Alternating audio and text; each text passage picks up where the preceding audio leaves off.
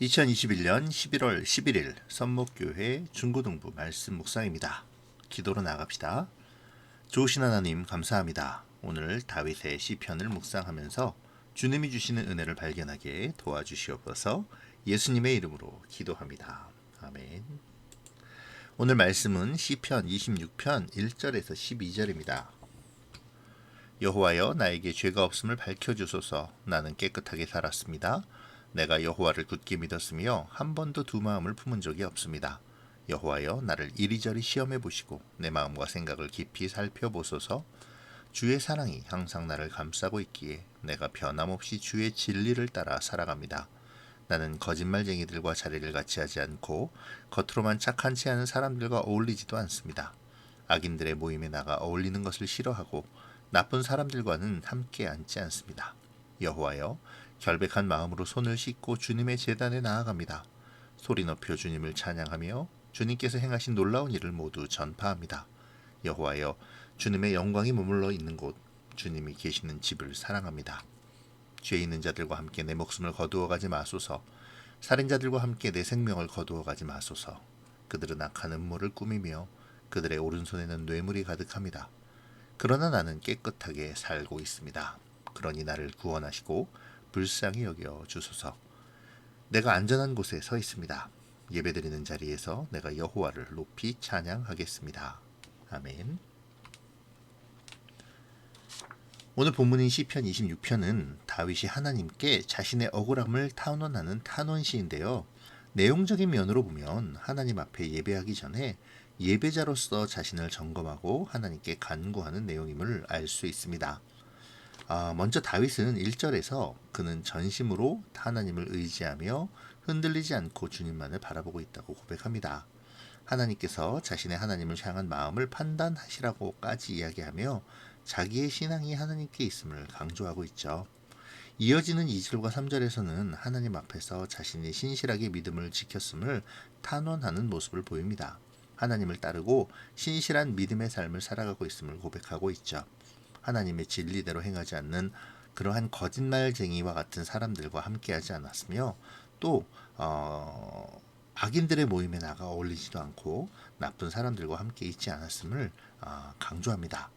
그렇게 결백한 마음으로 다윗은 자기의 손을 씻고 주님 앞으로 나아가죠. 그곳에서 다윗은 소리 높여 주님을 찬양하며 큰 소리로 주님을 전하는데요. 이는 그가 주님의 영광이 머물러 있는 곳, 곧 주님의 집을 사모하기 때문입니다. 다윗은 지금까지 자신이 하나님 앞에서 신실하게 걸었던 삶을 이야기한 후에 그러니 하나님의 심판의 날에 그들과 함께 자신을 정죄하지 말 것을 요청합니다. 4절과 5절에서 말한 악인들과는 달리 악한 음모를 꾀하지도 불의한 뇌물로 헛된 것을 얻으려 하지도 않는다고 자신을 차별화하면서 깨끗하게 살고 있는 자신을 불쌍히 여기사 구원해 줄 것을 요청하죠. 그런데요, 마지막 절에서 다윗은 자신이 안전한 곳에 있다고 고백하는 모습을 보입니다. 조금은 생경맞은 그러한 전환인데요. 예배드리는 그 자리에서 여호와를 높이 찬양하겠다. 그리고 그 자리가 내가 안전하다. 그 자리에서 나는 안전하다. 라고 선언하는 이 모습은 하나님께서 다윗의 탄원을 들으셨음을 의미하는 것이죠. 하나님께서는 다윗의 탄원을 들으셨고 다윗은 그 하나님을 찬양하며 예배하고 있는 것입니다. 다윗은 오늘의 시편을 시작하면서 자신이 죄가 없으며 깨끗하게 살았다고 선언합니다. 그 이유는 여호와를 굳게 믿고 한 번도 두 마음을 품은 적이 없었기 때문이라고 말하죠. 다윗은 자신의 믿음을 이리저리 시험해 보라고 또 내 마음을 살펴보시라고까지 말하면서 하나님 앞에 자기의 신앙을 내세웁니다. 언뜻 보면 굉장한 자신감처럼 보이죠. 하나님 앞에 자신을 나타내는 교만한 마음처럼도 느껴집니다. 하지만 우리가 가만히 생각해보면 다윗이 지금 하나님께 자신을 돌아보아 달라고 외치는 이유는 그가 하나님과 동행하며 하나님의 뜻에 순종하는 삶을 살았기 때문임을 알 수 있죠. 그는 하나님의 마음에 합한 사람이었습니다. 그가 그렇게 하나님의 마음에 합한 사람이 되어 순종하는 삶을 살 수 있었던 이유는 하나님의 인도하심과 은혜 때문이죠. 그렇게 본다면 사람은 하나님의 은혜에 의해서만 완전함을 주장할 수 있는 것이죠. 하나님을 의지하며 하나님의 인도하심을 따라 온전히 순종할 때 비로소 하나님 앞에 완전한 사람으로 인정받을 수 있는 것입니다. 우리는 이 사실을 기억해야 하죠. 그리고 오늘 우리의 삶을 점검해 보아야 합니다. 우리는 하나님을 인정하고 하나님의 인도하심을 따름으로 하나님의 완전케 하심을 경험하고 있습니까? 혹시 나의 정욕과 욕심을 따라 나의 능력을 의지하면서 나는 위대하다, 나는 완전하다 라고 헛된 교만에 빠져 있지는 않는지요? 그런 사람을 다윗은 오늘의 본문의 4절에서 허망한 사람이라고 표현합니다. 나는 어리석고 허망하여 결국 심판의 자리에 서게 되는 삶을 살고 있지는 않는지 다윗의 고백을 보면서 돌아보아야겠습니다.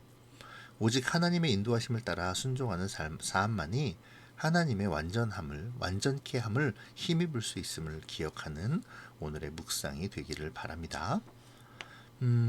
다윗은 또 주님이 계시는 곳을 사랑한다고 고백했죠. 이는 어저께 우리가 묵상한 여호와 산마를 떠올리게 하는 고백이기도 합니다. 여호와가 계신 집, 주님의 영광이 머무는 곳이 우리가 사랑해야 할 곳이며 또 우리가 있어야 할 장소이죠. 그런데 우리는 어디에 눈을 두고 있을까요? 세상의 즐거움과 가치관, 부와 명예, 좋은 집과 좋은 차? 아니면 내가 원하는 것은 무엇이든지 얻을 수 있는 완벽한 유토피아? 세상의 가치관으로 살아갈 때 완전한 유토피아는 허락되지 않습니다. 우리의 눈에 좋아 보이는 모든 것은 사탄의 미혹에 불과하죠. 진정한 유토피아는 우리 하나님이 허락하신 영원한 본향 한 곳뿐입니다. 그러니 주님이 계시는 곳, 주의 영광이 머무는 곳에 우리의 눈과 마음을 두어야 하죠. 오늘 주님의 영광이 임하는 곳이 어디일까요? 주님이 계시면서 자기 자신을 알려주시는 때는 언제일까요? 그 시간에, 그 장소에 우리가 있기를 소원해야겠습니다. 더 나아가 주님이 임재하시고 초청하시는 예배의 장소와 시간을 기억해야 하죠. 사모하는 마음으로 그 시간과 장소를 기다려야 합니다. 주님을 사랑하는 것은 말로만이 아니죠. 예배의 시간에, 예배의 장소에 내가 나를 희생하며 그 자리로 나아가는 것입니다. 그리고 그 시간에 받는 은혜로 내가 있는 삶의 자리를 예배와 하나님의 임재의 장소로 만들어 가야 하는 것이죠. 오늘 마지막 절에서의 다윗의 고백처럼 우리가 예배의 장소에서 주님을 송축할 때 바로 그 시간, 그 장소가 가장 안전한 곳임을 기억하고 나의 매일, 매 순간의 삶의 자리를 예배의 시간과 장소로 만들어가는 우리가 되어지기를 바랍니다. 기도로 마치겠습니다. 고마우신 하나님, 오늘 다윗의 고백을 보며 나의 삶을 돌아보고 주님께 예배하는 자리로 나와 예배하며 또한 매일의 삶 속에서 주님께 순종함으로 내가 있는 자리를 예배의 자리로 만들어갈 수 있게 도와주세요. 예수님의 이름으로 기도합니다. 아멘. 사랑하고 축복합니다.